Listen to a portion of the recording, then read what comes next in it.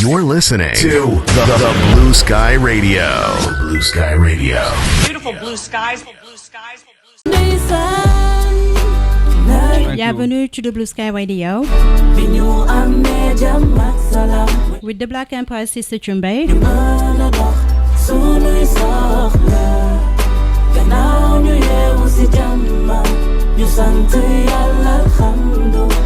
Retrouvez-moi tous les dimanches de 17h à 18h30 on the Blue Sky Radio, Houston, Texas.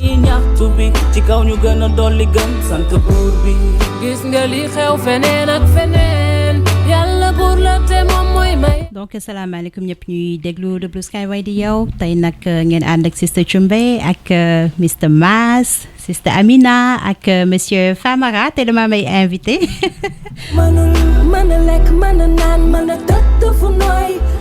Comme ni ma leen ko waxee woon tey dañuy waxtaan ci immigration clandestine. moo waral sant yàlla bu safari. ñu koy sant saa su ne.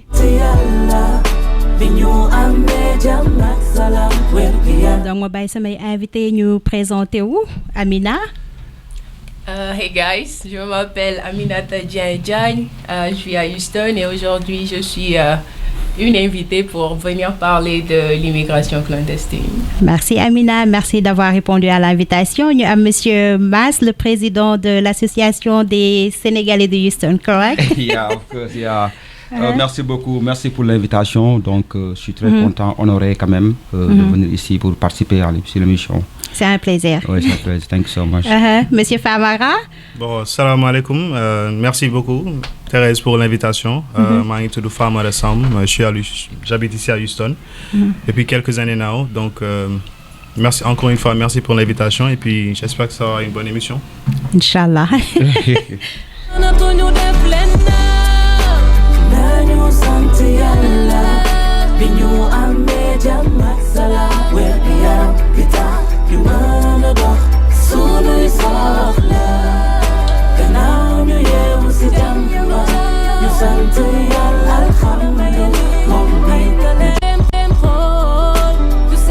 You're listening to the Blue Sky Radio. Blue Sky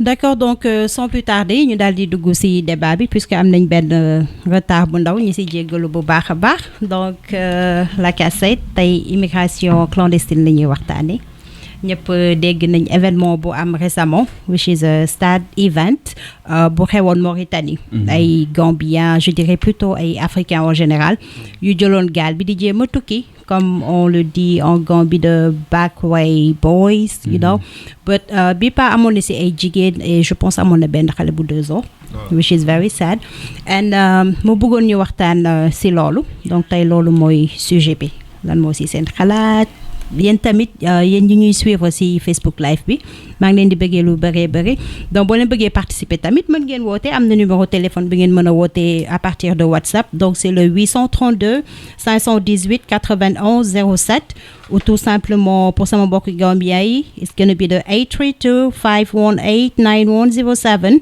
mën ngeen woote ngeen participer donc kuy commencer. Monsieur le Président. Waaw, salaamaaleykum.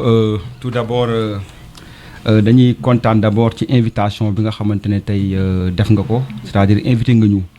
Je pense que c'est la première fois ñu toog ci émission rajo fii à Houston, Texas.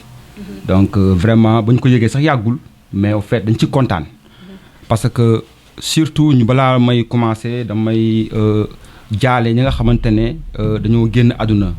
di ko jaale seen famille parce que dafa metti nga am sa njaboot wala sa jabar wala sa doom mu génn àdduna fekk dafa bëggoon dem uti conditions yu meilleures mais malheureusement mu jaar fa génn àdduna donc loolu aussi dañ koy kii li ma mën a wax rek mooy affaire immigration moom dafa nekk phénomène boo xamante ne dafa yàgg du phénomène boo xamante ne dafa récent donc phénomène bu yàgg la xëy na xawoon na wàññeeku tuuti ci suñuy jamono ci Sénégal mais gis nañ ni dafa yokk ak li am léegi donc du ma bëggagum xóot ci biir mais bëgg naa aussi bu ñu jàllee ma wax man li ma xalaat ci sama xel bu gàtt li nga xamante ne moo koy causé.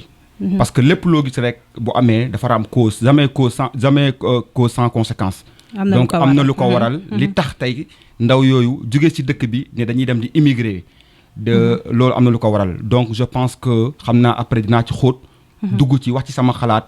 waaye li may wax rek mooy ñu ngi massawu ñi nga xamante ne tey dañu parce que ñun ñu ay immigré lañ. xëy na nag dafa am ay façon parce que immigration bëri na ay façon. waaw bëri na façon am na immigration peut-être que ñoom d'une manière clandestine bi ñu ko defee. mais am na lu ko waral te am na li tax tey li ñu yegg fi ñu yegg nii. d'accord donc xam naa damay bàyyi sama naataangoo yi ma sekkal waxtaan bi. ñoom ñu wax ñu xóot ci tuuti.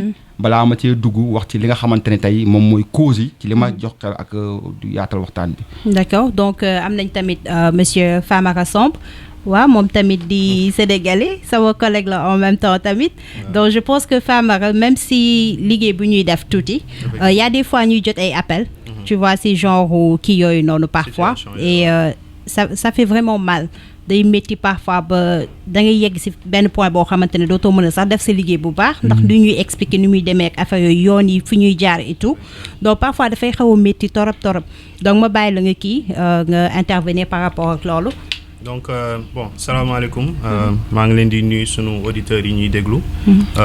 D'abord di lancer un message de condoléances. bon maa ngi présenter sama condoléances famille ñi nga xam ne ils ont été affectés par ce drame. di ñaan yàlla sunu borom yërëm leen te àttel leen ci yërmandeem te jéggal leen bon malheureusement en Afrique xam nga immigration moom c'est quelque chose boo xam ne comme ni ko Mass waxee ça date depuis des années. je dirais même des décennies. avec un peu de recul gis nañ ni que ça n'a pas changé. donc immigration bi les gens ne veulent que quitter leur pays. malheureusement donc comme ni nga ko doon waxee sànq au début ñun man ak Thérèse nous sommes des interprètes.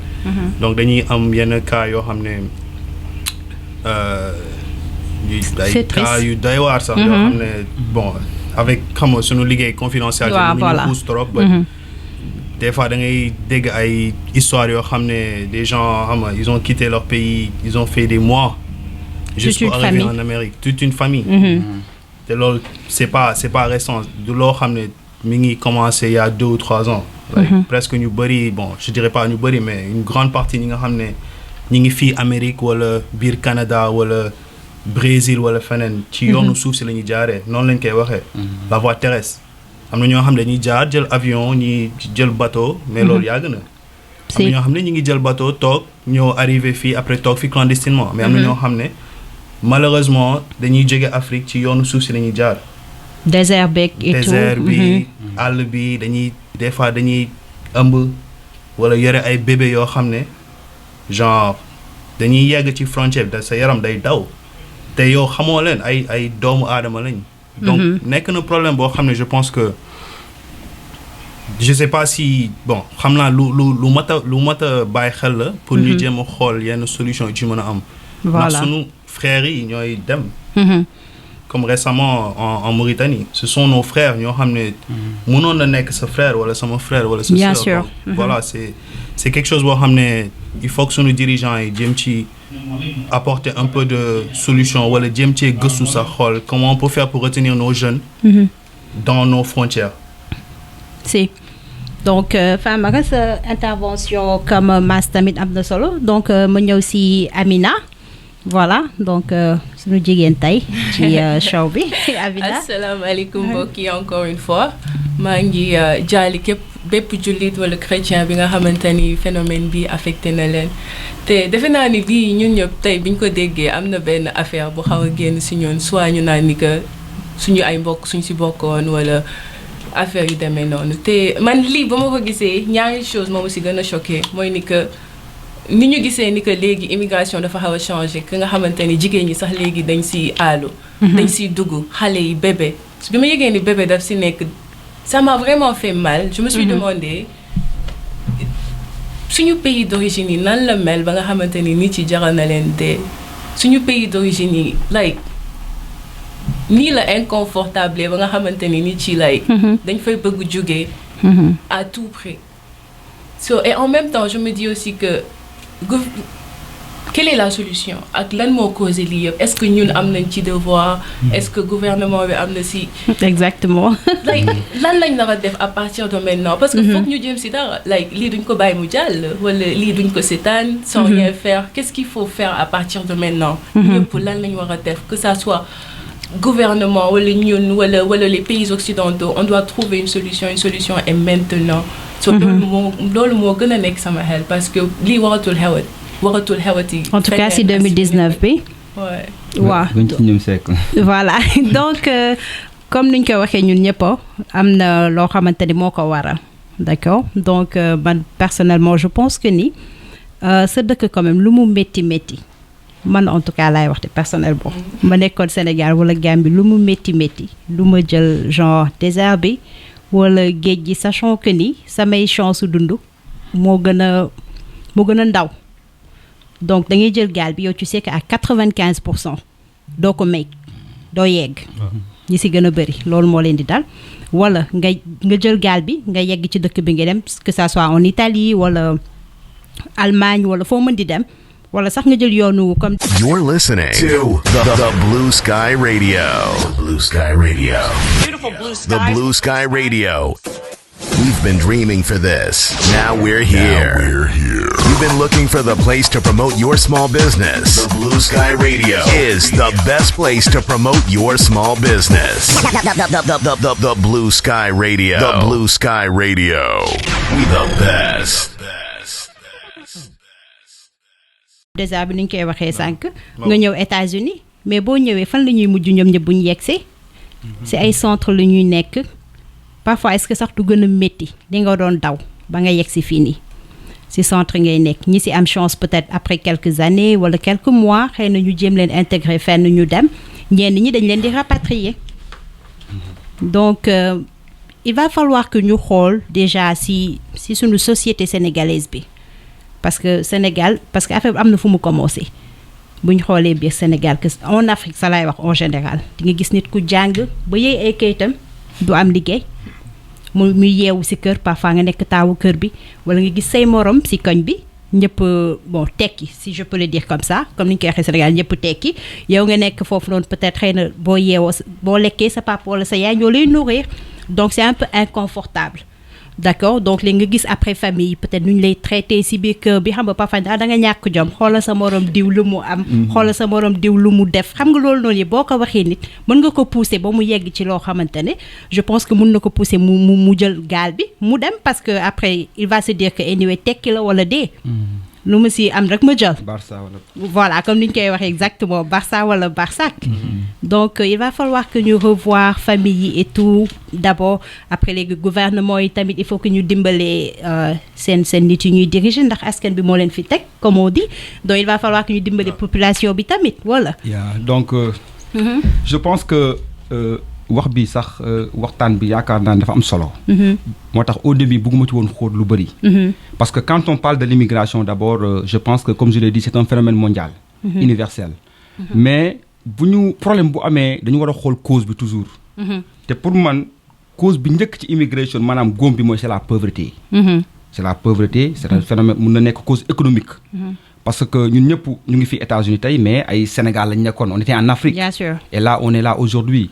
donc on connaît la réalité sénégalaise on connaît la réalité africaine xam nañu xew Amérique mais li tax mën a cause bi c'est la pauvreté mooy xam nga nit ki am na fi ngay pauvreté dina la yóbbu ci situation yoo xamante ne da ngay perdre sa connaissance c'est-à-dire que yow ti ne doo xam sax li nga xamante ne mooy lu normal c'est-à-dire doo mën a distinguer le normal ce qui est normal et ce qui n'est pas normal donc boo xoolee pauvreté mooy number one te lu ko indi mooy wax nga ko sànq en Afrique da nga gis ay jeunes yoo xamante ne dañuy toog ñu jàng am diplôme wala nga gis par exemple dinaa joxe benn exemple dama toog tey may trans benn émission démb France 24 affaire immigration ma ne par exemple tey man su ma toogoon sama dëkk ma bëgg a tekki comme ni ko nit ñi waxee ma tàppe toutes les portes maanaam buntu bu ne ma fëgg fa pour rek tekki pour ma kii buntu bu ma fëgg mu tëju buntu bu ma fëgg mu tëju maanaam am naa sama diplôme bëgg naa liggéey aw mënu ma am stage mënu ma am liggéey tu vois man ma kër gi man ñu lañu yaakaar à un moment donné kon amatuma espoir ci fi ma dëkk. maanaam fi nga dëkk amatoo fa espoir c'est-à-dire que yow tu n'as plus l'espoir là où tu habites. maintenant tu vas dire kon man samay espoir dafa jeex fi maanaam samay bal dafa jeex fi ma dëkk. comme man naa jëm xool leneen. lu ma am aussi si on bu ñu xoolee ñi def immigration du ñu jaar voie légale. parce que amuñu moyen pour jël avion. donc tu as un 200 000 francs boo xamante ne peut-être que yaa ngi ko denc pendant 3 ans wala 4 ans. nga gis benn gaal buy jógee par exemple Yaraax. wala buy jógee ci tefes bi. donc tu n'as pas de choix tu es obligé nga jël ko nga dem. donc je pense que loolu aussi ay cause la yoo xamante ne mun na am. beneen affaire bu may daanale pour jox ko mooy la répartition xam nga suñu gouvernement yi. dañu war a wax dëgg. askan bi. il faut que ñun gouvernement yi dañoo gëmloo si askan bi ne mun nañu créer ay emplois. L'État ne crée pas de l'emploi moi je le dis l'État met des conditions de création d'emploi. suñu dëkk yi bu ñu bëggee ndaw ñu toog il faut que ñu jàppale le secteur privé. secteur privé de private sector yi bu ñu leen jàppalee dinañ mën a créer ay emploi ba nga xamante ne jeunes yi fa nekk dinañ mën a am ay liggéey. mais si aujourd'hui bu ñuy ut ay élections di bëgg a am campagne di gëmloo ndaw ñi mën nañ leen jox liggéey. alors que mënuñu leen jox liggéey à un moment donné ñu ñëw gis ne amul liggéey amul dara loolu mooy indi ñuy dem di immigrer. donc je pense que ça aussi ça peut être un phénomène boo xamante ne économique. am na social aussi que mun na causer ndaw ñi di jóge ci réew mi di dem. di dem waaw Famara. donc pour rebondir ci lu mu wax. Mass lu mu wax donc je pense que cause principale bi mooy comme li mu wax pauvreté la. donc malheureusement comme ni ñu jàngee bu ñu nekkee jeune en histoire comme sunu gouvernement yi ak nu ñu doon jokkalanteeg waa France. même il y a récemment maa ngi lire benn article que le défunt Jacques Chirac avait écrit. comme quoi nous Français doon piller Afrique. sunu gouvernement yi dañoo on a des gouvernements attentistes quoi ni ñu koy def ba léegi. donc sunu gouvernement yi tamit dañ koy wax te dee. dëgg neexul dañ koy wax te dee like nekk luñ fi askan bi. genre seen bopp lañ fi nekkal. wala seen famille seen bon les intérêts personnels et familiaux. donc boo xoolee récemment li xew Sénégal c'est une catastrophe. c'est catastrophique bon je sais que c'est pas une émission politique mais bon lii mënuñu bañ a laal. ci gouvernement bi daf si am wàll bien sûr. daf ci am wàll. xam nga genre sunu gouvernement yi je dirais que bon pour la plupart des pays au sud du Sahara genre amuñu vision. genre ils sont là ils font leur mandat après bon. ils passent la baguette à une autre personne. tey boo xoolee en comparaison ak un Mugabe xam nga wala un Kagame. pas Mugabe mais Kagame. Kagame voilà. mais le gars il travaille. gain bi dafa bëgg peuple am te xam nga genre dafa yërëm askanam. bien sûr. mais soo tey sunu gouvernement yi bon da nga koy gis visiblement que. c'est clair ils s'en moquent. ñoom xam nga seen bopp lañ fi nekkal après bon. xoolal récemment gars yi ñu ngi marche Sénégal ndax courant mais non 2019. ndox parfois voilà damay gis parfois fii su ñu naan ndox amul. courant xam nga. moo tax booy di xam nga du ma ne booy sax mais bon. population bi population bi génn mais léegi nag bon affaire yi dafa gën a amplifier parce que léegi avant benn jàmbaar ngay gis xam nga mu jéngu yoon bi. mais léegi tu vois des jeunes léegi tu vois des femmes enceintes. bien sûr. mais imaginez conditions yi nga nekk femme enceinte nga war a jël pirogue ne da ngay dem Espagne wala da ngay dem Portugal. wala sa un père de famille pardon boo xamante ne day dem ak toute sa famille. oui c'est ça. ñu nekk ci yoon bi di dem parce que dañ koy dégg parfois toute une famille ñu dem. parfois nga ànd ak sa jabar yoon bi lu nekk moo ciy am. ay viol daf ciy am agression daf ciy am ay conditions yu métti yoo xamante ne après tu te demandes sa ndax jar na ko. je ne pense même pas que sax ni am na lu ko jar. en tout cas man dara jaralu ma ko vraiment. boo may lekk pain beurre tous les jours I'm fine like. pain beurre neex na de. waaw donc. mi ngi noonu. xam nga sax bu nekkoon mbir yi loo xamante ni c'est juste par rapport à toi. yow sax di nga toog muñ. mais la plupart du temps. da ngay nekk ak famille boo xamante ni daf lay leer ni yow dong yaay seen ndimbal. te ñoom dañ lay jaral loo xamante ni da ngay jël bateau dem so man. à un moment xam naa ni que ñi di dem jom moo leen motiver. xam nga mais ñoom nag li ñu xamul mooy ni que y a la mort te ñoom dañoo foog ne ni que paradis la ñuy dem pour ñoom ils partent à l'Eldorado. te je pense que ñun ñi nekk fii ñun nga xamante ni nous sommes des immigrés suñ fekkoon on leur explique carrément que hey. wax leen les réalités ce n'est pas tout le temps rose ici. gis nga fii soo fi ñëwee lii ak laa ak lële. moo la fi nar a fekk like ñoom je pense que ñoom suñu gëmee ni que tukki nekkul paradis. dinañ xalaataat bu baax avant ñuy jël décision yu mel nii. surtout di jaar ci ay bateau wala di jaar ci ay yoon yoo xamante ni da ngay dem de mais leer na la ni que tu as 50% de chance de survivre. te ni ko Famara ak Mass waxee dëgg la pauvreté moom mooy tax mooy cause bu njëkk bi mooy cause bu njëkk mais man je pense que je pars au-delà de la population wala du gouvernement africain parce que ñoom ñëpp dañoo nekk ci benn système boo xamante ni système bi yëpp tellement la ñu war a corriger parce que lii nekkul phénomène tey depuis des années problème immigration affaire Barça yàgg na fi et tout le temps nit ci suñ ñëwee lan la ñuy wax ni mooy solution bi waaw gouvernement indi ay boulot waaw population sensibilisée mais loolu du même suñ ko defee ça ne les touche pas comme ça de vrai moo tax loolu nekkatu sa solution feneen lañu war a xool beneen niveau beneen domaine parce que loolu nekkatu solution man je pense plutôt que pays occidentaux yi ñoo war a nekk solution parce que ñun phénomène bi ni ñuy affecté ba ñuy perdre suñu ay mag suñu ay rakk suñu ay mbokk ñoom tamit d'une manière phénomène bi noonu la leen di affecté parce que dañuy am ay immigrés yoo xam ni bëgguñu leen ils cherchent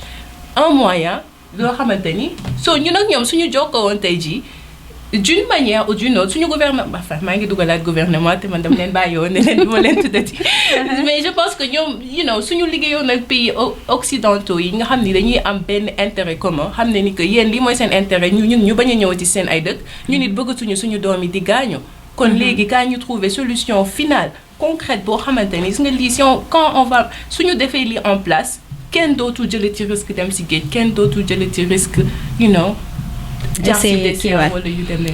d'accord mais bon comme bu ñu waxee ci côté lëkkaloo bi entre les pays occidentaux ak le gouvernement parce que je pense que ay temps je sais pas ndax mi ngi am ba tey mais je sais que ay temps amoon yenn projet yu fi amoon ay Frontex d'accord donc waa Espagne ñoo ko doon def lëkkaloo ak la marine nationale donc dañ daan intercepter au fait gaal yi ak bateau yi nga xamante ne dañu suspicieux yi nga xamante ne ils se disent que peut-être dañuy jéem a tukki ndax parfois dañu amoon seen ay matériels yu ñuy utiliser di mën a xool gars yi ci géej bi from ay Mbour wala ay côté Kafountine fépp côté bi nga xamante ne dañ fay jaar pour mën a dem donc je sais pas ndax ñu ngi koy def ba tey mais quand même côté boobu doon nañ góorgóorlu di leen surveiller di leen jéem a delloo ci parce que jotoon nañ delloo ci ay nit yu bëri ñu doon jéem a dem ñu retourner leen ñu dellu ci mais nii da ngay gis ne en fait jaaratuñu sax Sénégal li ci gën a bëri soit dañuy dem ba ay Mali wala ñu dem ba ay je sais pas Libye voilà dëkk yu Maroc dëkk yooyu noonu à partir de foofu la ñuy déparé te je pense que à partir de foofu quand même Sénégal mënatul am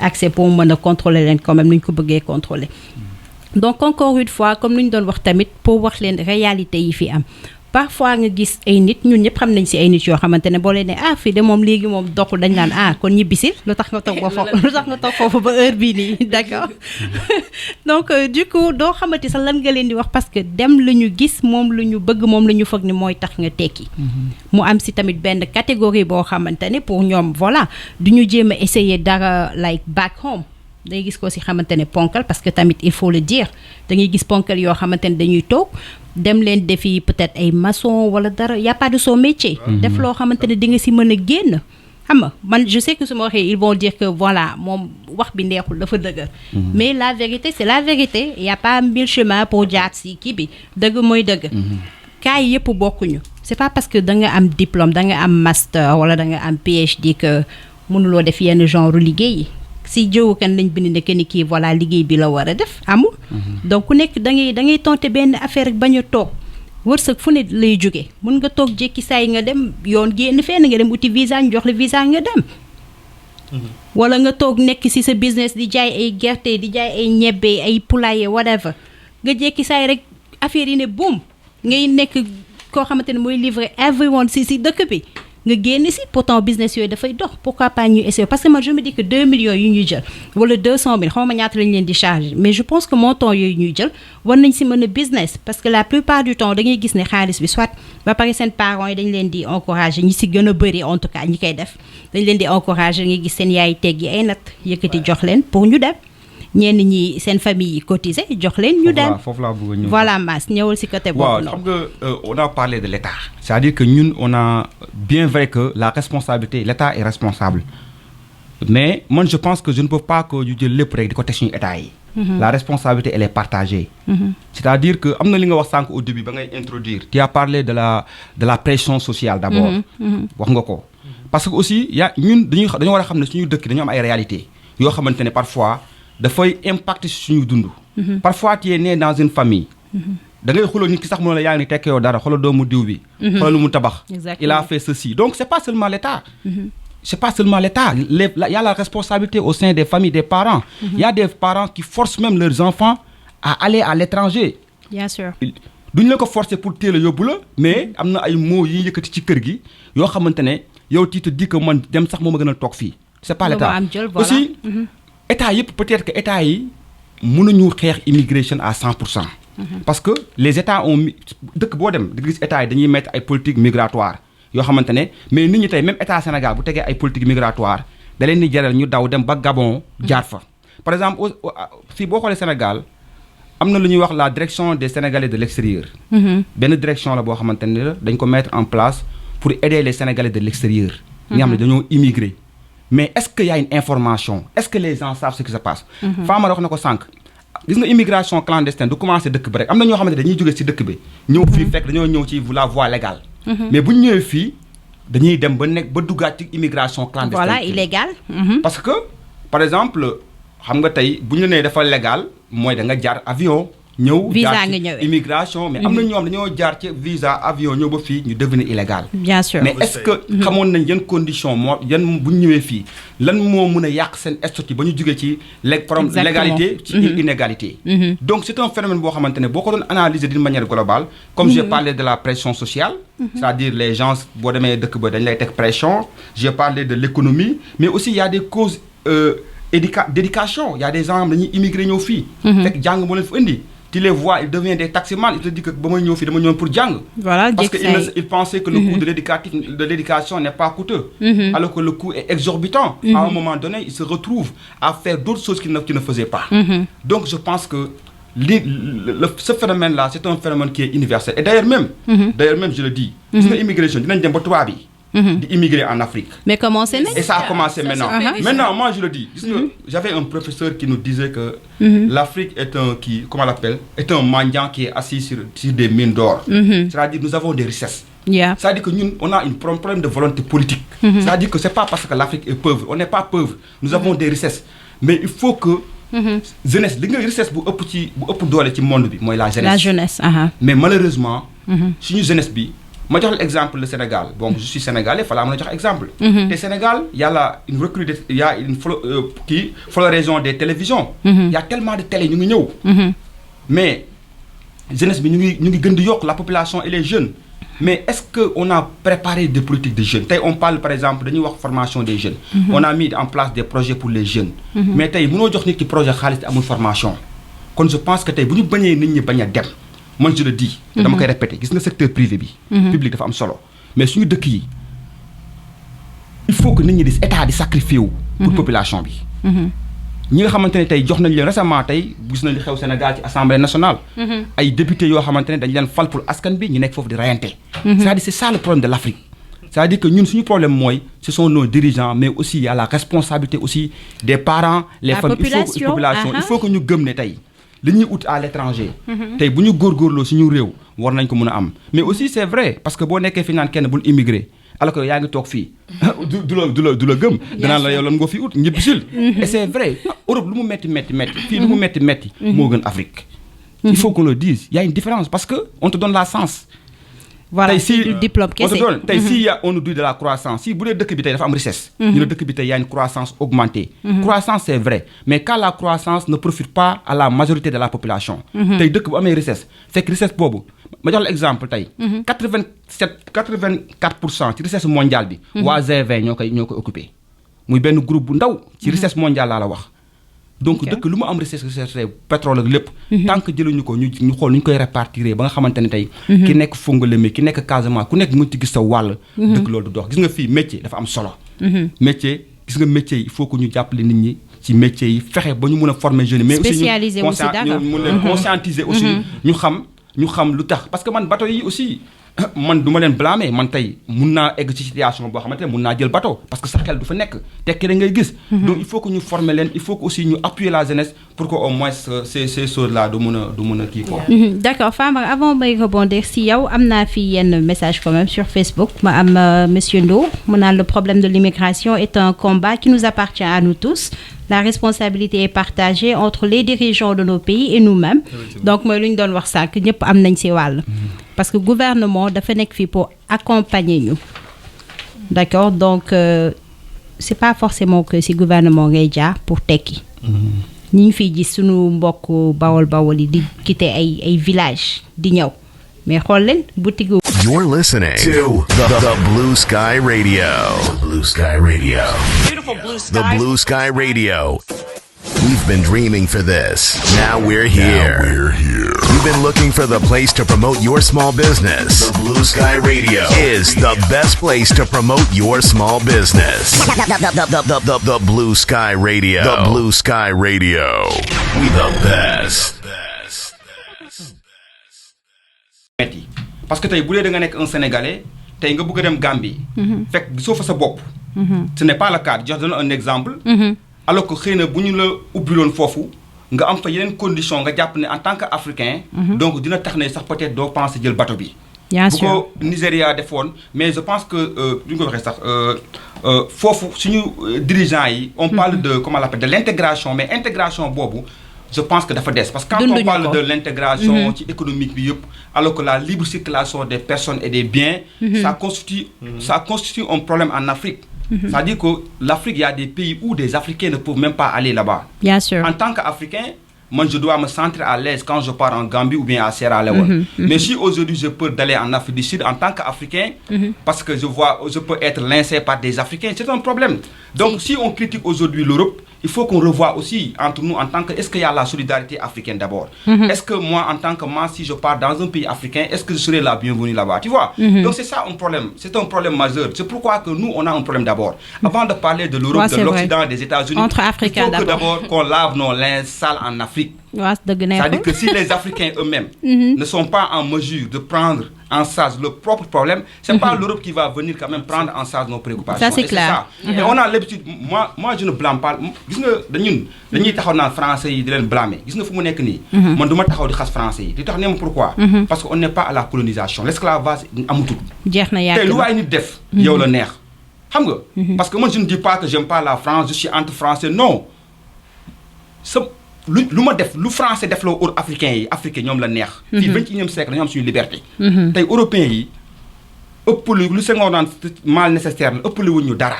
nous avons des richesses. mais aujourd'hui si on ne fait pas attention la génération future. dinañu gën a sonn parce que l'Afrique c'est une population bi dafa nekk population jeune. tey Sénégal mu ngi nii moi je me souviens en 2005. amoon nañ benn prof collège mu ñu wax daan Sénégal am na pétrole ak gaz. ñu naan kii dafa surmené. dañ ko doon balak dañu naan kii xanaa dafa dof géologue la woon. mu ne vous savez que dafa am pétrole ak gaz Sénégal c'était en 2005 Sem Fadil Diop je me souviens c'était un prof d'histoire et géographie. il nous parlait de pétrole et gaz mais ñu gëmuñu ko woon. mais l'histoire lui a donné raison aujourd'hui on a trouvé le pétrole et le gaz. mais est-ce qu'on a parlé de la répartition de ces pétrole et gaz pour la génération qui va venir dans le futur est-ce qu'on en parle? On n'en parle pas donc c'est ça quoi. Amina, tu as dit que les Français ne sont pas à blâmer, mais moi je pense qu'ils sont catégoriquement à blâmer dans tous les domaines d'ailleurs. Enfin, parce que les lu bëri c'est une répercussion où ñoom li ñu def la moo tax tey jii Afrique àgg fa mu àgg mais man li ma bëggoon wax mooy ni que je pense que fu ñu toll 21e siècle on est indépendant maintenant. On est indépendant soi-disant. On est indépendant comment? Continuer à se lamenter quoi. On se lamente pas mais indépendance mooy ni que indépendance c'est mental d'abord da ngay toog nga indépendance ci sa mind parce que mën nañ la tëj prison sax and you feel free because like you know slavery and like you know independence is a state of mind so français ji su fekkee ni que am na tellement de manière boo xamante ni mu ngi fa jàpp Sénégal ba jàpp Afrique ba tey ba pare taxaw naa ni que c'est l'indépendance like si man loolu ba tey du dem ndaxte moom moo ñu tey si domaine yu bëri mais li ma bëggoon wax rek mooy ni que immigration du like mënul ñàkk parce que chinois yi tey seen richesse nekkul Chine lañ koy jëlee ñu ngi koy jëlee Sénégal Cameroun les fépp les pays africains voilà américain bi da ngay gis ne ni que salaire am mu ngi koy amee Dubaï nga gis ne ni que sénégalais bi salaire am like wala dundam mu ngi koy amee c'est-à-dire bu ñu nekkee 21e siècle.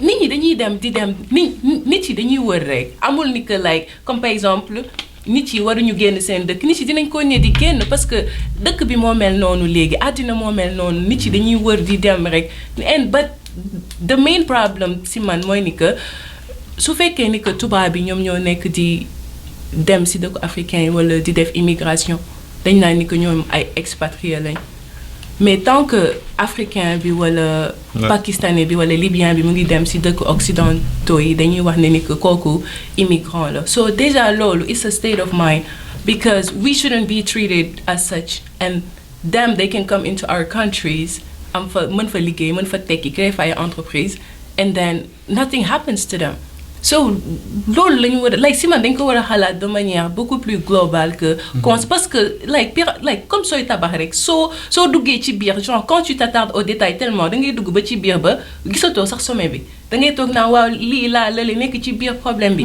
alors que suñu ubbee suñuy bët bu baax xool ci biti xool source problème bi xool ok qu'est-ce qui se passe au fait like lii fan la jógee lii la moo ko causé bien sûr que Sénégal mën nañu créer seen ay liggéey Sénégal agriculture xool ni mu fa mel mais ñun produit premier donc la ñuy jaay am nañ gerte am nañ lii am nañ laa mais suñu jël pour jël suñu gerte boobu dem def si diwlin bañ a exporter diwlin loolu rek suñ ko defoon déjà bu ñu jëlee gerte bi am nañ gerte bu ñu jëlee gerte bi def ko diwlin déjà procès boobu rek dina tax ne ni que dinañu jox sénégalais yu bari ay liggéey te diwlin boobu tey jii suñ ci mënoon am accès duñu nekk ci di exporter diwlin de l'Allemagne la moo tax sénégalais riz thaïlandais lay lekk pomme de terre doo sa xam fa mu jógee waaye te su fekkee ni que we're doing that like we're doing all of that sablé tubaab non juste pour un peu rebondir sur li Amina wax donc je pense que pour la plupart des pays sénégalais, africains, particulièrement le Sénégal, dañu am problème dañu am benn complexe boo xam ne on veut pas consommer local. Donc boo xoolee tey américain bi il est tellement patriote, tellement fier d'acheter du pomme de terre boo xam ne Iowa lañ ko béy.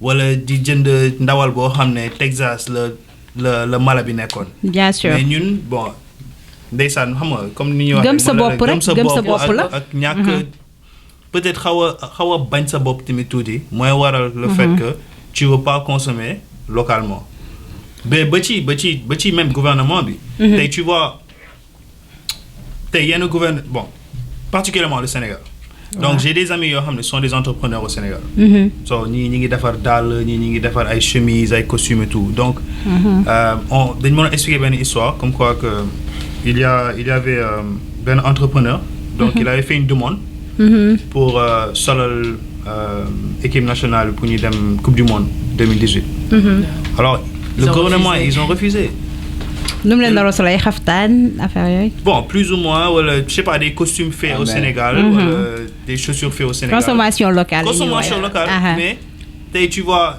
c'était incompréhensible le fait que gouvernement bi war a mën a bañ lii quoi genre tey américain bi he's gonna give his business to the American companies first. Of course. It's just common sense. wala sax bu ñu koy jox beneen compagnie daf leen di leer ni que 95% des travailleurs sont américains. dañ ciy am voilà mais wala tu vas dépenser tout genre sa bénéfice bi yëpp États-Unis lay topp. voilà donc problème bi man je pense que pour revenir à l'immigration. am na lu bëree lu ko sabab. loo xam ne tamit faw ñu toog di ci xalaat. pour jéem a xool solution mais comme ni ñuy naan compter moom faaw nga commencer ci benn. waaw il faut gouvernement yi du ma ne sax sunu gouvernement sénégalais wala gambien ba la plupart des pays africains dañu war a di jokkalante di yëkkateendoo di tegandoo am na benn tubaab bi moo doon lire fan yee muy naan le plus grand ennemi de l'Africain c'est l'Africain. C'est pas le blanc like dañuy wax ni comme quoi xam nga France moo ni kii certes France am na nu mu siy jouer mais le plus grand problème c'est l'Africain nous-mêmes like ñun ñi tey xam nga des fois sax da ngay am problème pour yéene sa morom lu baax. Bien sûr. Donc sunu jikko la dafa nekk ci ñun donc xam nga loolu tamit je pense que li ñu wax fii yëpp c'est bien beau mais le problème c'est de l'emploi gis nga emploi dañ koy créer dañ koy imaginer dafa war a am tey du may damay comparer parce que je suis aux États-Unis mais da ngay dem sax nga du gis benn waay boobu da nga koy fekk ci Walmart bi benn paa boo xam ne dañ ne ko kuy génn rek xoolal ticket bi nga ne kii est-ce que jar na muy taxaw fii mu wóor la ñii dañ ko fi def rek pour fay ko mais amul mën na fa sax bañ a nekk si ay ñu retraité lañ la plupart du temps. pour nga boo jëndee mu xool sa reçu yi ndax méngoo na ak sa marchandise yi nga yor. yi nga yore waaw mu wóor na la c'est juste pour ñu créer de l'emploi c'est-à-dire que. dañuy créer parfois sax da ngay dem yenn endroit nga gis ne ñu ngi kii sax mën na fi bañ a nekk te taxul activité dafay am. je pense que il faut ñu créer emploi aussi beneen affaire bi mooy da ngay ñëw fii nga xool à 14 ans booy di liggéey ci McDonald's yi tey suñu université yi par exemple mun naa ko parce que ñëw naa fii j'étais à l'université de Dakar de Thiès. tey bu ñu étudiants yi boo xoolee ñiy liggéey ci biir campus universitaire ci restaurant yi c'est pas des étudiants. c'est de la politique. mais pourquoi pas les étudiants qui n'ont pas de bourse parce que y a des étudiants yu am bourse. ñooñu dañ leen di jox ay aides sociales. pourquoi pas ñooñu ñu leen di dugal ñi liggéey ci restaurant yi ay passe-time. pour ñu tàmm pour ñu mën a tàmm sax liggéey ñu leen koy jox mais on ne le fait pas. je pense que africain amul mentalité qui comme fii à 16 ans mën nga commencer nekk ci ay pizzeria commencer di liggéey am sa argent de poche di commencer fay say own bills you know sa téléphone or something ñu ngi lay commencer yar si le fait que waruloo xaar kenn pour mu dimbale la you have to fight for yourself otherwise you won't survive that's true that's true donc loolu la beneen affaire bi aussi mooy boo gisee nit ñi aussi di immigré li ma koy wax mooy dañuy gis ne suñu dëkk yi nekk da ngay xëy rek nga gis benn waay boo xamante ne sonnul deful dara because of the politique tey il devient quelque chose yow da nga tu te dis que maintenant qu'est-ce que tu vas devenir parce que tu as fait yow fi nga jaar yëpp kii dafay tëb maanaam da ngay tëb ay étapes donc je pense que tey lu ñu war a def man solution bi sax laa bëgg a daaneel bu ñu bëggee xeex affaire immigration benn il faut que ñu waxtaan ci solution bi parce que problème bi moom xam naa ne moom mënuñu ko jeexal solution bi mooy d'abord l'Afrique nous avons des jeunes il faut que nous sacrifions d'abord pour la jeunesse. Et vraiment, c'est dommage. Ça ne va pas. L'Afrique, ça ne va pas. Parfois, tu vois un gars qui a fait 20 ans aux États-Unis, il te dit que, tu lui dis, est-ce que tu vas rentrer? Non, je ne vais pas rentrer. Je ne vais pas rentrer parce que je ne... Tu vois? Donc, c'est un problème. Beneen affaire aussi, moi, famille. Famille bi dafa am solo aussi il faut que nit ñi xam ne yàlla mooy maye c'est pas parce que nit ki dafa nekk ci benn famille yàlla amul ñu war ko pousser di ko wax yenn mots yoo xamante ne dina ko pousser bouleverser ko psychologiquement ba à un moment donné même il sera obligé ou bien elle sera obligée d'aller à l'extérieur donc je pense que ça aussi c'est un problème donc man dama pense que bu ñu mënee affaire immigration daal man li ma xalaat mooy le secteur privé dama ko yàgg a wax wax naa ko ay autorité nee na leen gis nga entreprise yi kii wax na ko sànq Amina man du ma mus a d'accord su ma amoon ndomba tànk fi ma dëkk que benn entreprise ñooñu jox la ay projet ba pare nga jël milliards yi nga am yëpp nga pare ñëpp yóbbu ko sa dëkk fii entreprise yi nga xamante ne ñoo am ay bénéfices dañuy créer ay hôpital dañuy defar ay stade da ngay benn stade boo xamante dañ koy tuddee benn turu entreprise benn turu jus wala ñu tuddee ko Coca-Cola wala ñu tuddee ko nangam ak nangam parce qu'il y a ce qu'on appelle la responsabilité sociétale de l'entreprise mais comment tu peux être une entreprise nga ñëw dans notre pays tu crées des richesses et tu amènes tout. Non seulement tu ne vas pas prendre les jeunes de ce pays-là, mais après tu prends les bénéfices de Yobouko. Non, on doit t'imposer même à créer, à faire des services qui ont cette population mais bien sûr. D'ailleurs, je salue l'État parce qu'il y a une entreprise qui carbone, je ne sais pas, mais le président a dit non parce que d'essayer il faut beaucoup de bail, madame toxique, de forme de leur population. D'accord. Je pense que aussi il faut que l'entreprise ait des conditions, pour nous investir, de faire aussi capital, ben Sénégalais pour un contrôle, de richesse pour muy am dina mëna dess ci réew mi sinon duñu gis dara c'est voir waaw benn instant d'accord donc léegi man beneen côté xam naa si boobu noonu sa la ñuy jeexale léegi li nga xamante ne moo leen di pousser à part pression sociale bi ak peut-être situation yi ñuy dund au pays léegi je pense que ñun ñi fi nekk tamit fii ñun ñiy yegg si fii nii immigration Amérique defe naa ne am nañ si responsabilité que ça soit à l'Amérique wala à l'Europe parce que ñun da ngay gis ñi si dem vacances nga yegg di góonti dem jënd sa benn montre $250 yegg fa ne leen lii di jamono la parce que mi ngi tàkk ne leen ñun fële na leen non ñun fële dañuy dund fële dañuy lekk nii ak nii di leen gëmloo loo xamante ne yow xam nga ni 5 heures du matin ngay jóg sangu daw dem liggéey boo tardé sa boo xefee ñu dàq la. so maa ngi fam ñun waaw ñu ngi yeewu presque ñu ngi liggéey ba 6 heures du matin 7 heures nga yeewu. balaa ngay ñëwaat sa kër like pratiquement dañuy def 12 heures de temps ci biti. pour le temps ngay dem liggéey dem teg sa doom yi dem liggéey wàcc jël leen ñëwaat sa biir kër dafa metti fii ku wax ne life bi dafa yomb yaa ngi nax nit yi te pourtant ñenn si ñun buñ demee vacances loolu la ñuy wone dañuy dem di leen won que ni voilà fii tout est beau tout est de l'or tel n'est pas le cas je pense que ñun tam am nañ si responsabilité par rapport lu ñu leen di woon sama genre gi bu ñu jógee rek daal di snap nag def ko Facebook wala ñu def ko statut ñu wax daal laay xool ko mi ngi dund dafa changé nii te fekk en fait c'est pas ça la réalité Fabar boo taseeg man ay midi 1 heure pause ba niin mbat fekk wax naa ba dee donc voilà il va falloir que ñu expliquer leen tamit réalité yi fi am pour que ñu comprendre même si comme si commencement bi on avait dit que ni voilà que parfois da nga leen di wax ñu ne la oh non bu fekkee dafa métti kon ñibbi si lu tax nga fay toog man loolu moo wax nañ ma ko ba tàyyi mais bon bu démb doon tey je pense que est-ce que ça du ma toog Sénégal tamit you know so il va falloir que daal ñu leen di wax réalité par rapport ak loolu suñu ay responsabilité ci ñoom vas-y. Pour rebondir sur ça, Timid, bon, moi je pense que li nga wax Timid am na solo. Mais Timid, bon, je pense que nit yi war nañu mën a xam ni que comme ni ñuy naan lépp luy briller rek du or. ndax dañoo toll ci jamono boo xam ne Timid. xeetu naxe mbaay la mooy da ngay naxaate rek. da ngay gis tey bon tu vas sur les réseaux sociaux. Tu vois ben influenceur wala ben nit bu populaire di dundu bu rafet boo xam da ngay naan da nga ciy gisoo alors que boo gëstoo tuuti rek di nga xam ne que du loolu daal lu ci bëri xam nga bon am na ci ay techniques yu ñu utiliser yoo xam ne di nga xam ne que ñii nii vraiment c'est un peu sombre quoi lu ñuy def donc nit ki tamit man je pense que tamit bon su fekkee yàlla dimbal na la ba nga nekk extérieur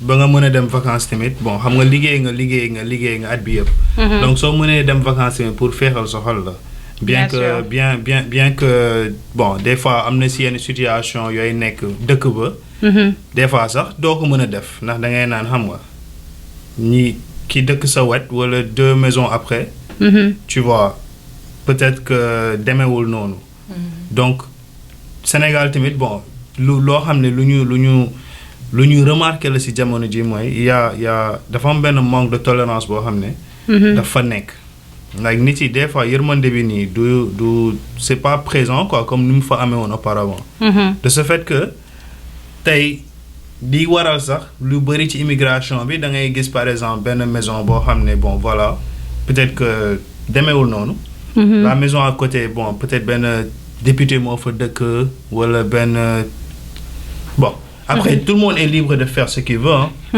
mais je me dis que bon tey soo nekkee ci benn dëkk pauvre boo xam ne comme Sénégal ñun sur l'indice on est combien pauvre ñu à 100% nag Sénégal bon plus à l'émergence techniquement on est pauvre on est un pays émergent quand même je pense. non mais techniquement le Sénégal c'est un pays pauvre. Il y a la pauvreté, donc, mais bien qu'on a des richesses, certains pays en Afrique, par rapport à d'autres pays en Afrique, on est en train de... Ça commence à avancer. Il faut qu'on reconnaisse qu'il y a des avancements quand même. Bon, un pays en voie de développement, disons. Mais boo gisee yenn excès yu am Sénégal, tu te dis que mais vraiment lii c'est inacceptable. da ngay gis yenn ngénte yi wala yenn tudd yi nga xam ne vraiment ñun ñii sax. voilà est-ce que tu comprends li ma bëgg a like ñun ñii sax xam nga like li ngay def nii kenn santu la ko. alors que 2 maisons 3 maisons après ils sont dans la galère. donc loolu mooy waral des fois ñi nga xam ne dañuy gis. loolu après dañuy bëgg a xam nga. di jéem a dem ak yooyu. dëgg la xam nga damay wax fi nga waxee sànq laay wax quoi xam nga moi je dis que la pauvreté ça existe aux États-Unis. Bien sûr. C'est-à-dire que quand on parle de la pauvreté, il faut qu'on sache que c'est un phénomène universel et mondial. Tey boo nee nit ki Amérique am na ñu yalwaan. Bien sûr. Yalwaan parfois tu sors tu vois un gars qui te demande de lui donner un 1 cent ou 50 cents. moins de 500 francs. Donc ça existe ici aux États-Unis et ça fait partie des pays yoo xam ne dëkk yu mag la. Mais est-ce que pauvreté rek. non xaar non si pauvreté la beneen affaire bi mooy bu ñu xoolee ci cadre boobu tey. ñu ngi ci cadre yalwaan bi. par exemple man ci dëkk yi lu mu metti am nañ loo xamante ne moom dëkk bi amul ko te muy opportunité. tey Sénégal loo sonn loo pauvre tey tu peux taper sa maison voisin. nga ñëw fa toog lekk. yaa may commande mën nga ñëw dugg ci kër gi sans dire que damay ñëw. sama fii en tant que des Sénégalais on peut faire ça mais est-ce que tu peux appeler à un ami nga dem foofu wala nga dem ne da ngay ñëw a dugg ci kër kenn doo ko def. Sénégal tu peux avoir un problème tu peux parler avec la famille tu peux discuter avec les gens ça n'existe pas ici donc je peux dire que ñun on a des valeurs yoo xamante ne peut-être que duñ ko xam mais bu ñu ñëwee fii la ñuy xam ne am na lu ñu valeurs yoo xamante ne am nañ ko te ñeneen amuñu ko. beneen affaire bi mooy fii mënoo fi nekk naan nit ñi Sénégal moo gën fii parce que Amérique moo bindoo noonu Amérique they always like dañ lay woon lu rafet rek. xam nga te dëkk bi dañ ko defar dañ ko jaay ba nga xamante ne yow. tout ce qui est beau rek ngay gis. Fama wax na ko sànq mooy les réseaux sociaux. c'est vrai tey amul kenn kuy sinap lu ñaaw képp kuy sinap da ngay xool lu gën a rafet nga sinap ko. you know so you just show something that is nice. so keneen ki aussi nit aussi moo bëgg lu baax. tey soo ma wanee États-Unis tey nga wan ma lu rafet nga xam ne yaa ngi liggéey damay ñëw parce que lu rafet nga ma wan. mais nit ñi duñu la wan loo xamante ne c'est la réalité. bien vrai que y a des difficultés aux États-Unis man par exemple. du ma leen blâme parce que avant que je vienne aux États-Unis kenn forcé wu ma immigré j'ai pris ma propre décision. de venir ici et étudier. mais ba ma ñëwee je me suis rendu compte que y a des choses que je voyais à la télé et ce que je vois c'est différent. Il y a une grande différence. et là est-ce que je peux expliquer ça à un Sénégalais de lambda qui se trouve à Dakar non. donc sometimes it's really hard to tell them what's going on here duñ ko xam duñ ko comprendre mais ce qui est important c'est que ceux qui ont une vie meilleure. Moi, je les suggère de rester ou bien de venir visiter. Mais aussi, parfois, c'est très difficile. C'est très difficile. Aussi, État yi dañuy def sax ay séminaires parfois. Ay séminaires, ay rencontres, ay waxtaan ci affaire immigration mais les gens ne partent duñ sax dem parce que koo xam ne dafa xiif nan la demee ay séminaire du ko tal. ku su am problème xaalis du ko tal donc c'est un problème boo xamante ne je pense que pour ñu régler ko dafa nekk problème boo xamante ne du yomb.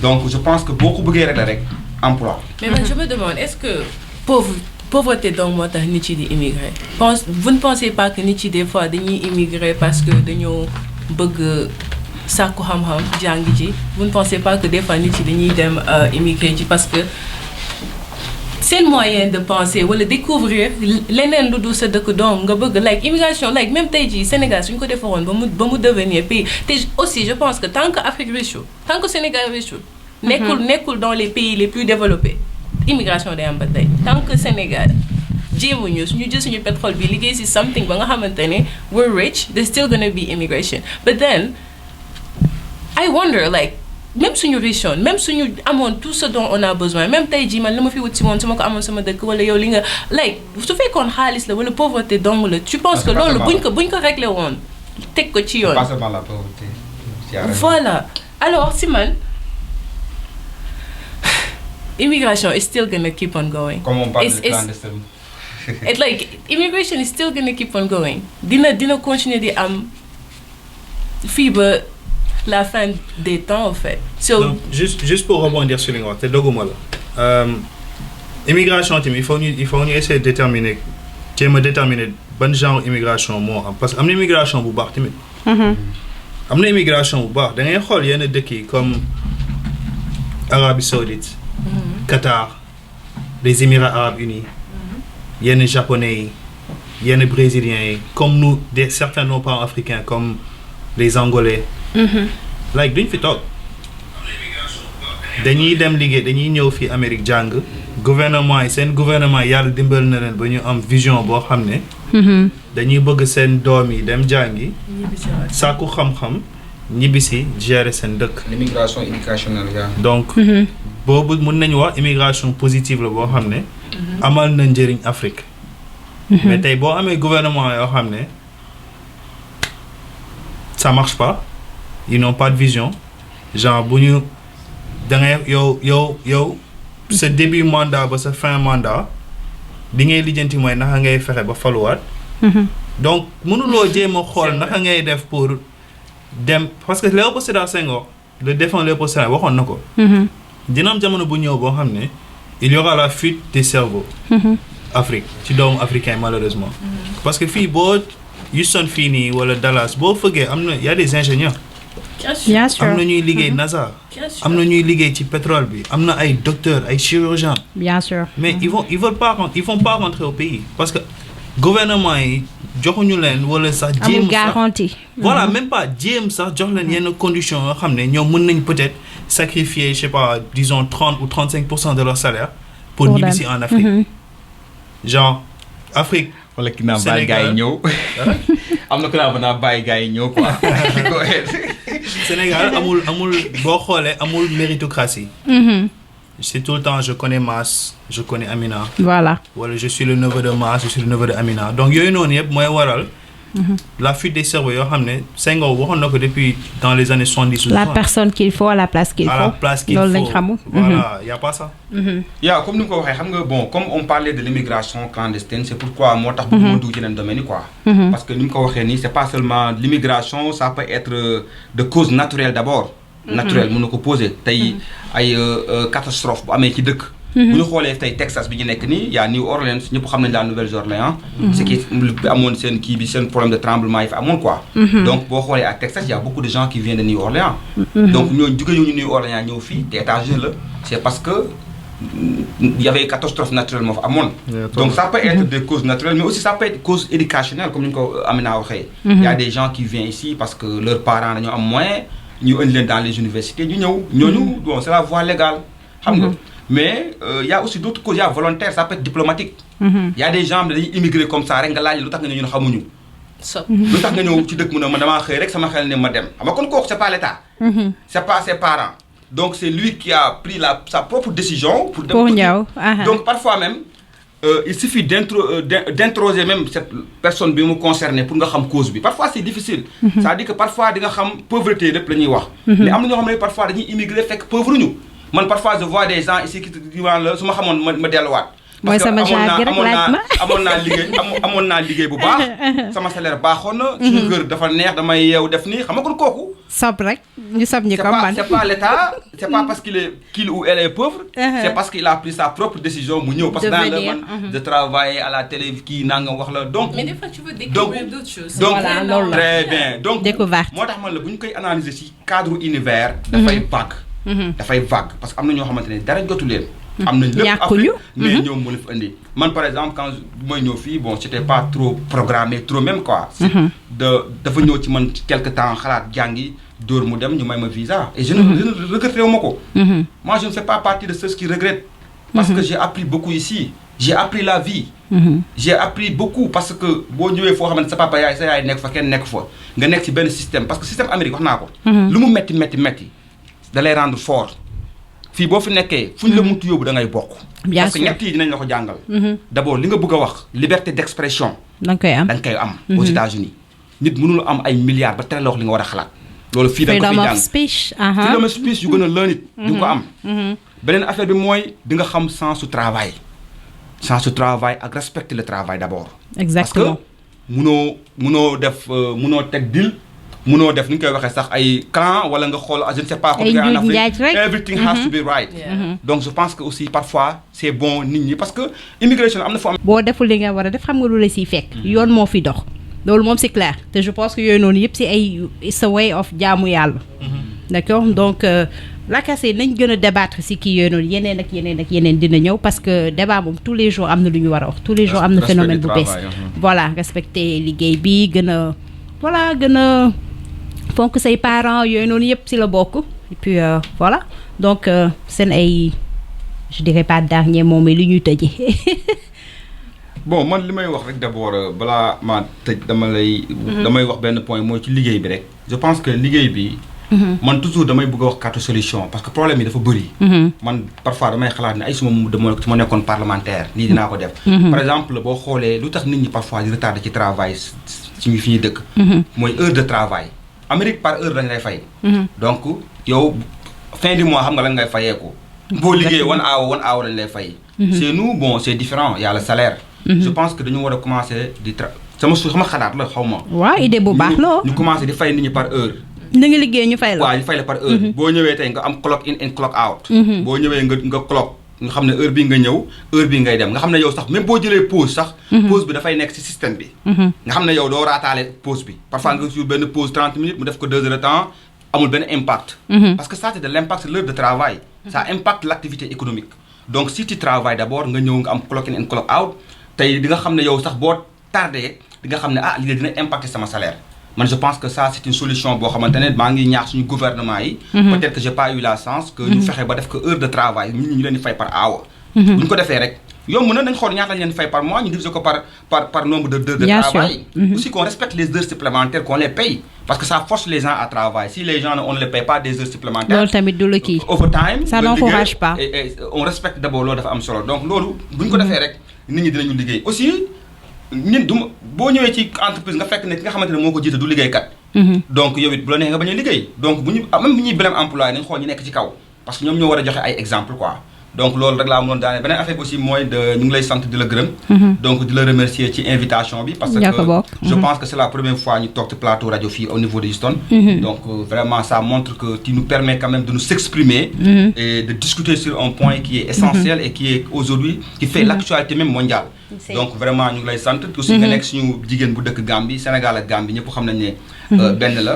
donc de le remercier di remercier aussi Famara ak Amina voilà parce que ñun ñoo dëkk ñoo bokk communauté bi on travaille ensemble moom aussi moom moo tax ma xam émission bi moom moo wax ma ko ne ma ne participer donc si c'était pas lui donc du ma fi nekk voilà donc man sax dama koy remercier tamit bu baax a baax voilà Famara un grand merci à toi ak yéen ñi ñëw tamit partager plateau bi la kase wax neex na mais toog tout le temps yow kese di wax bu yàggee dafay monotone donc du coup il faut que ngay innover amay invité di wax yu am solo yoo xamante ne mooy actualité d'accord donc Amina vraiment merci beaucoup si li nga jël si sa temps ñëw comme Mass le président de l'association des Sénégalais dinaa ñëw jël ci carte membre nag dinaa ñëw jël ci carte membre waa Gambie bu leen ma bere d'accord donc merci à tout le monde et xam naa ba beneen yoon parce que du nekk suñu plateau bu mujj quand même dina amaat yeneen kii yoo xamante nañ ci mën a débat bu neexee yàlla inchallah man dama bëggoon yokk benn affaire rek parce que depuis sànq maa ngi jot ay messages samay xarit yi seetaan donc ils veulent passer un message comme quoi que le Sénégal ak l'Afrique en général ils ont juste un problème de dirigeants bu ñu amoon ay dirigeants yu patriotes yoo xam dañoo gëm seen dëkk gëm seen askan yërëm seen askan je pense que Sénégal ak dëkku Afrique yi dinañ mën a dépasser stade bi mën a yegg ci yeneen stade yoo xam ne on pourra même commencer à compétir ak yeneen dëkk yi nga xam ne pourquoi pas voilà donc juste pour remercier xam nga ñu seetaan ak di la remercier tamit pour opportunité bi ñu jox ñu partager ce plateau ak yow donc d'accord donc sunu mbokk yi nekk Facebook maa ngi jéggalu parce que am na si ñu bëri ñoo xamante ne xam naa sûrement partie français bi lu ñu doon tàmm di làkk français lu bëri si yeneen côté yi ñu doon wax ni comprendre ñu mais ñu ngi jéggalu boum en général so sorry d'accord Djibi Sané merci beaucoup Mohamed Niass André Aliou Sambou Chimère Gomis Nathalie Morales Reynana Jean-Francis voilà yéen ñëpp doon seetaan maa ngi leen di gërëm di leen sant à dimanche prochain bu neexee yàlla sunu borom donc ñu daal di tëjee rek sant yàlla bi la kase sant yàlla saa su ne rek du si yàq dara voilà. To the Blue Sky Radio. Blue Sky Radio. Beautiful blue sky. The Blue Sky Radio. We've been dreaming for this. Now we're here. You've been looking for the place to promote your small business. The Blue Sky Radio is the best place to promote your small business. The Blue Sky Radio. The Blue Sky Radio. We the best.